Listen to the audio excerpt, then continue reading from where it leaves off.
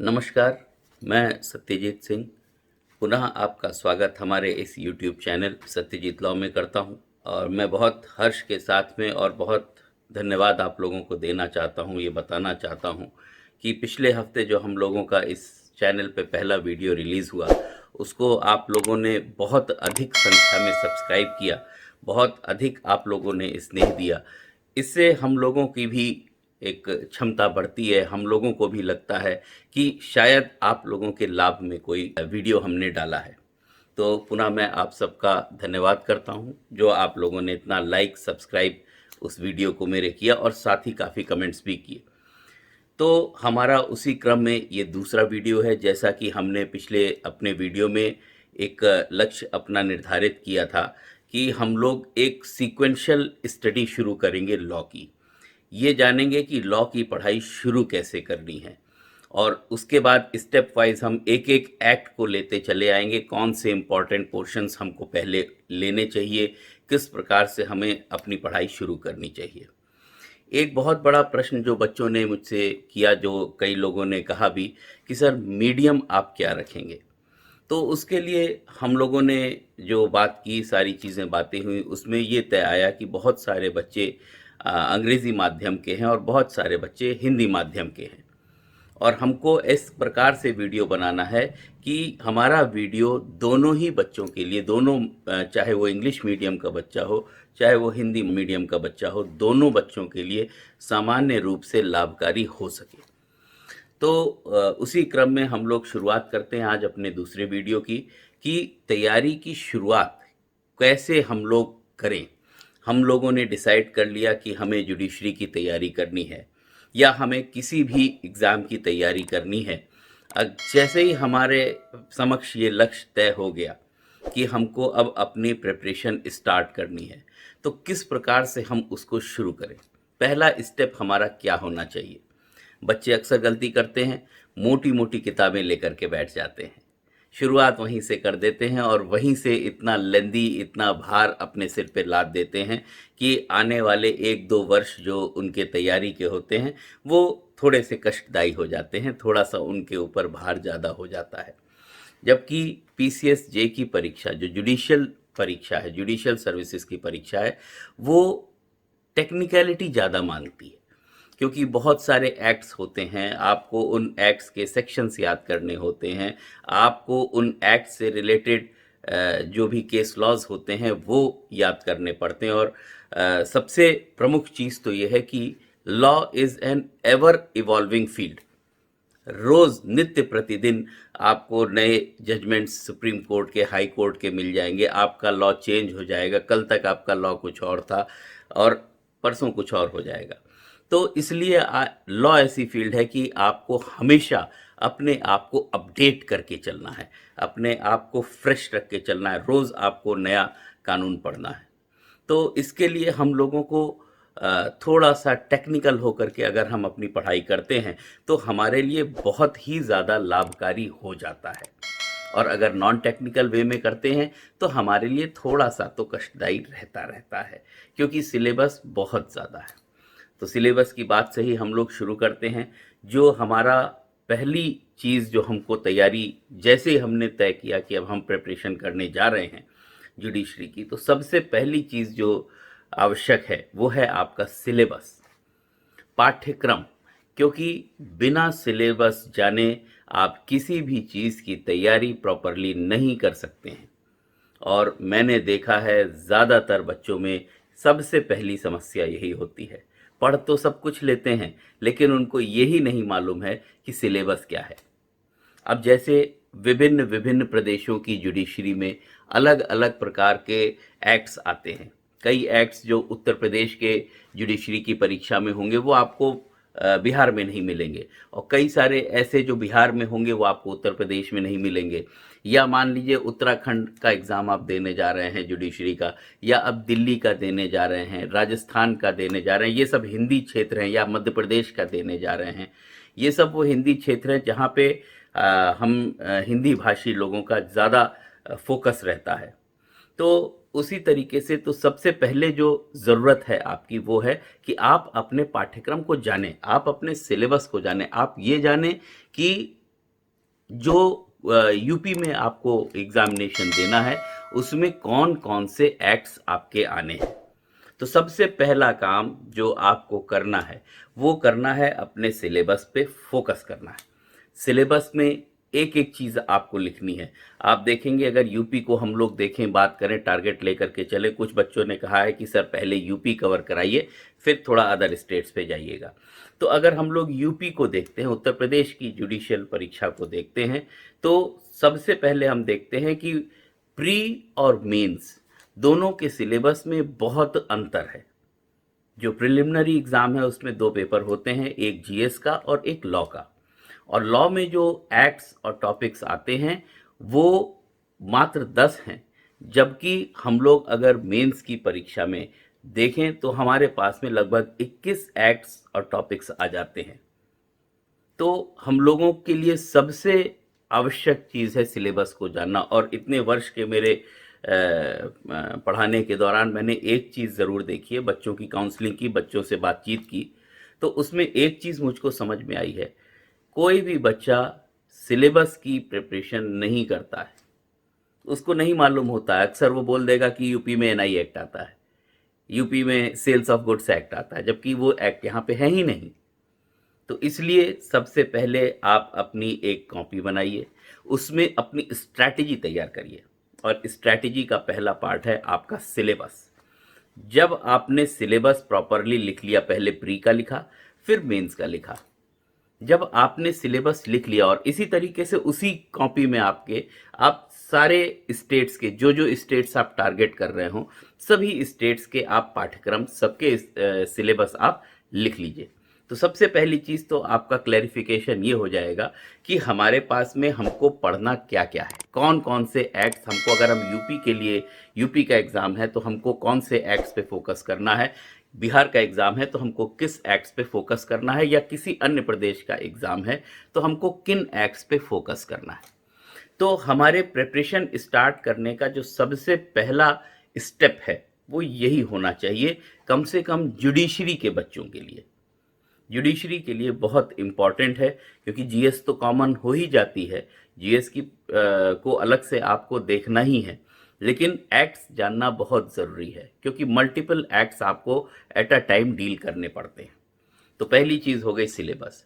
दूसरी चीज़, अब सिलेबस आपने तैयार कर लिया, नेक्स्ट स्टेप आपका क्या होना चाहिए।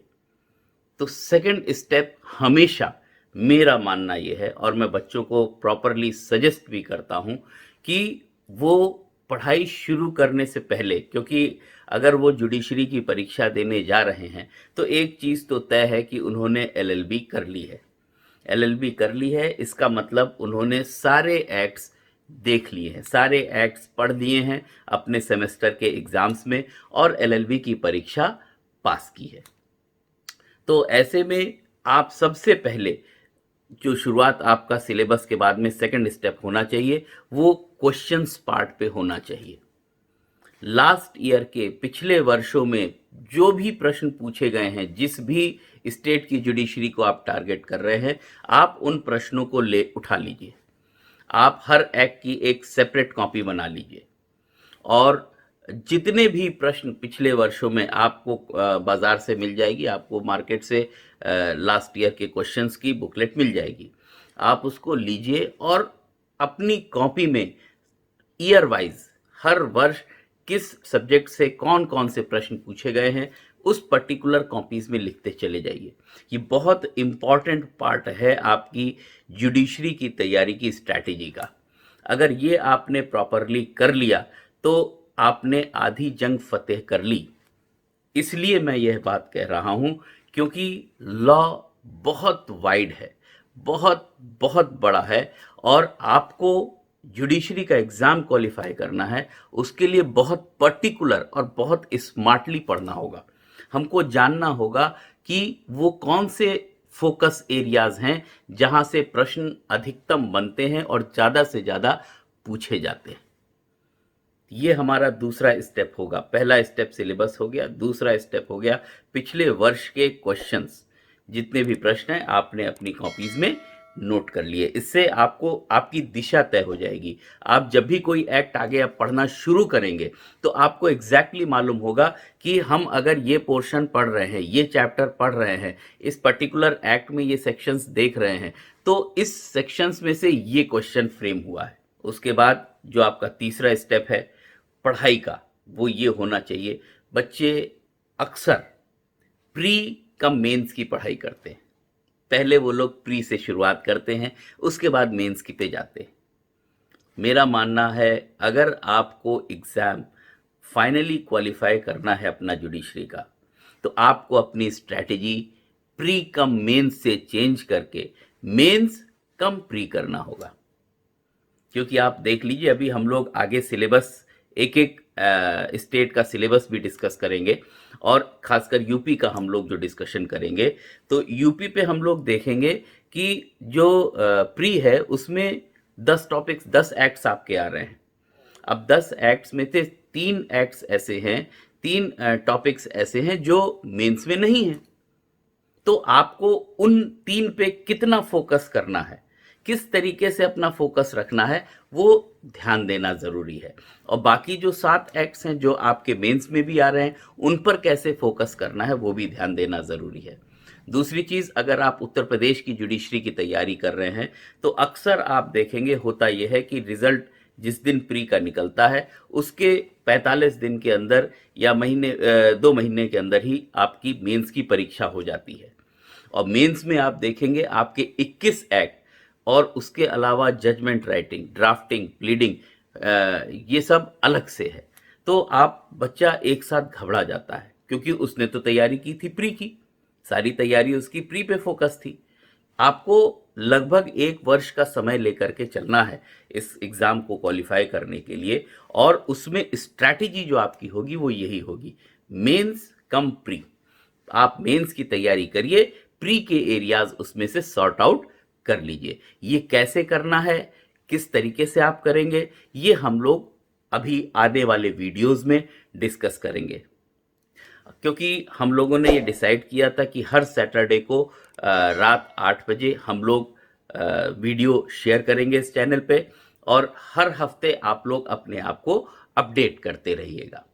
चलिए, जैसे ही आपने अपनी स्ट्रैटेजी यहाँ तक डिसाइड की, उसके बाद अगली जो गलती बच्चे अक्सर करते हैं वो ये करते हैं कि एक बेयर एक्ट ले लेते हैं, एक सब्जेक्ट ले लेते हैं। मान लीजिए सीआरपीसी उठा लिया, क्रिमिनल प्रोसीजर कोड उठा लिया, सिविल प्रोसीजर कोड उठा लिया, और उसके बाद उसकी पढ़ाई शुरू कर देते हैं कि अब इसको ख़त्म कर देंगे, तब हम लोग अगला एक्ट पढ़ाई शुरू करेंगे। अब ये सबसे बड़ा फ्लॉ है, आपकी प्रिपरेशन का सबसे बड़ा फ्लॉ यही हो जाता है, सबसे बड़ी गलती आप यही कर देते हैं। क्यों? क्योंकि सीआरपीसी है। मान लीजिए हम लोग एक उदाहरण के तौर पे डिस्कशन करते हैं, सीआरपीसी है, हर बच्चा कहता है, लगभग मैंने जितने अभी तक बच्चों से बातचीत की, कि लगभग सर 1 महीने लगेंगे हमको पूरा सीआरपीसी पढ़ने में। बहुत बढ़िया, आपने 1 महीने ले लिए, सीआरपीसी पूरी कंप्लीट कर ली। उसके बाद सीपीसी में भी लगभग बच्चे ही बताते हैं कि सर 1 से सवा महीने हम लोगों को लगते हैं। ठीक है, चलिए मान लिया सीआरपीसी और सीपीसी आपके 2 महीने हो गए। उसके बाद आपका नेक्स्ट है एविडेंस। मान लीजिए कुछ लोग कहते हैं कि 15 से 20 दिन हमारा एविडेंस भी तैयार हो जाएगा, टीपीए हमारा 15 से 20 दिन लेगा। चलिए ठीक है, अब मान लिया हमने, आपने इतना टाइम, आपका 4 एक्ट्स हो गए। अब आया constitution. Constitution is very important. Constitution आपने लिया तो उसमें भी बच्चे लगभग बोलते हैं कि 20 से 25 दिन हो गए सर आपके, हमारे लगते हैं इसमें, इसको प्रिपेयर करने में। अब इतने में ही आप देखिए लगभग आपके 4 महीने जा चुके हैं। अब इन 4 महीने जो आपके चले गए, पीछे जो सबसे पहले आपने सीआरपीसी पढ़ा था वो इस वक्त आपके दिमाग से धीरे धीरे धीरे धीरे धीरे वॉश आउट हो रहा है। 4 महीने में आपने एक्ट्स उतने ही पढ़े, लेकिन पहले वाला जो था वो आपको धीरे धीरे भूल रहा है। तो हमने यहाँ पे अपनी स्ट्रैटेजी पूरी तरीके से चेंज क्या करनी है कि हमको मल्टीपल एक्ट्स साथ में लेकर के चलने हैं। जो हमारी पढ़ाई होगी, जो फोकस होगा हमारी पढ़ाई का, वो मल्टीपल एक्ट्स का होगा। क्योंकि हमें 21 एक्ट पढ़ने हैं। मैं कह रहा हूं कि अगर आप एवरेज 15 दिन का भी रख लीजिए तो लगभग लगभग आपके हो गए 10 महीने। 10 महीने में आप पीछे सब कुछ भूल चुके होंगे जो 10 महीने पहले आपने पढ़ा था।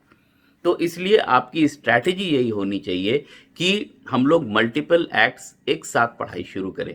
तो मल्टीपल एक्ट्स की जब हम पढ़ाई करेंगे तो जो एक एक्ट हम लोग एक महीने में ख़त्म कर रहे थे, इन्हीं 4 एक्ट्स को हम लोग लेते हैं, 5 एक्ट्स को जो हमने अभी डिस्कस किए, उन्हीं 5 को लेते हैं। अगर हम लोग 5 महीने की स्ट्रैटेजी से इन 5 एक्ट्स को लेकर के चल रहे हैं तो आपने एक एक्ट को 5 महीने पढ़ा।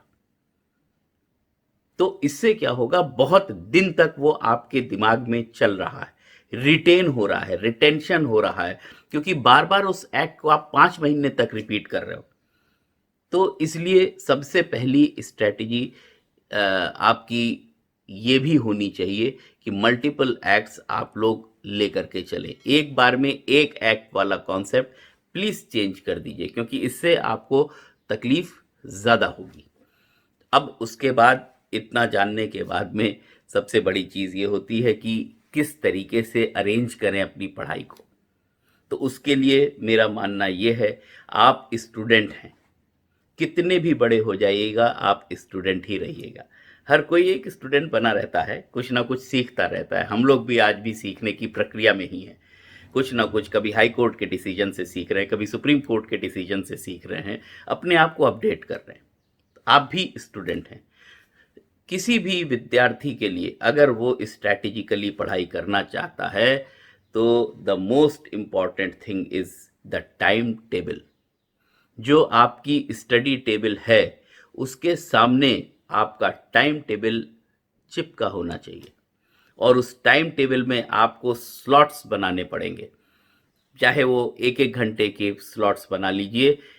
5-6 एक्ट्स जो मैंने कहा आपको कि साइमल्टेनियसली 5 से 6 एक्ट आप पढ़ रहे हैं, तो सवेरे से लेकर शाम तक का स्लॉट बना लीजिए। 5 से 6 एक्ट एक एक घंटे, प्लस एक और इम्पॉर्टेंट चीज़, जीएस, जनरल स्टडीज़, जुडिशरी के बच्चों के लिए बहुत ही इम्पॉर्टेंट होती है। तो इतनी चीज़ें, इतनी स्ट्रैटेजी जब आप लेकर के चलते हैं, सिलेबस हो गया आपका, लास्ट ईयर के क्वेश्चंस हो गए, मेंस कम प्री की स्टडी हो गई, मल्टीपल एक्ट्स हो गए आपके साथ में, साथ ही साथ आपका टाइम टेबल, और उस टाइम टेबल में आपने टाइम स्लॉट्स बना लिए अलग अलग एक्ट्स के लिए। आपने जब इतना कर लिया, अब आप अपनी पढ़ाई शुरू करिए। ये आपकी प्रिपरेशन थी स्टडी के लिए। अब पढ़ाई आप शुरू कैसे करेंगे? तो मैं अक्सर देखता हूँ बच्चे चूँकि सेमेस्टर परीक्षाओं से आते हैं तो वो किताबों से ज़्यादा पढ़ने की कोशिश करते हैं, जबकि कानून वही है जो बेयर एक्ट में लिखा है। You have to focus on bare acts, not on the books. किताबों पे आप फोकस कम करिए। क्यों? क्योंकि लॉ को, आप जुडिशरी की तैयारी कर रहे हैं, आपको जज बनना है, आपको लॉ अपनी दृष्टि से पढ़ना है, किसी दूसरे की नज़रिए से लॉ को नहीं जानना है। तो इसलिए आपका फोकस बेयर एक्ट पे होना चाहिए। तो इतनी स्ट्रैटेजीज हम लोगों ने जो देख ली हैं, एक पार्ट हो गया। नेक्स्ट पार्ट जो हम लोगों का अपकमिंग वीडियो होगा नेक्स्ट सैटरडे को 8 बजे, उसमें हम लोग किस प्रकार से बेयर एक्ट्स को टच करें, क्योंकि बच्चों की प्रॉब्लम होती है कि हमको सर सेक्शंस याद नहीं होते, हमको केस लॉज याद नहीं होते। तो कैसे हम क्या स्ट्रैटेजी बनाएं कि हमको सेक्शंस भी याद हों, इम्पॉर्टेंट एरियाज भी सॉर्ट आउट हमारे हो जाएं, और केस लॉज भी याद हो जाएं। तो इसके लिए हम लोग नेक्स्ट सैटरडे एक नेक्स्ट वीडियो लेकर के आएंगे। तब तक मैं आप सब लोगों से रिक्वेस्ट करता हूं कि इसी तरीके से अपना प्रेम हम लोगों को देते रहें, हमारे चैनल को सब्सक्राइब, लाइक, शेयर करते रहें, और जो भी आपको कुछ भी आप जानना चाहते हैं, कोई भी आपका प्रश्न हो आपके दिमाग में, वो आप हमसे कमेंट बॉक्स में पूछ सकते हैं। और साथ ही साथ बेल आइकन को दबा के ऑल सब्सक्राइब कर लीजिए, जिससे कि हमारे वीडियोस आपको रेगुलरली मिलते रहें। हर सैटरडे को जैसे ही हम लोग वीडियो पोस्ट करें आप तक पहुंच जाए। चलिए, बहुत बहुत धन्यवाद। अगले शनिवार को फिर हम लोग 8 बजे मिलते हैं पुनः। नमस्कार।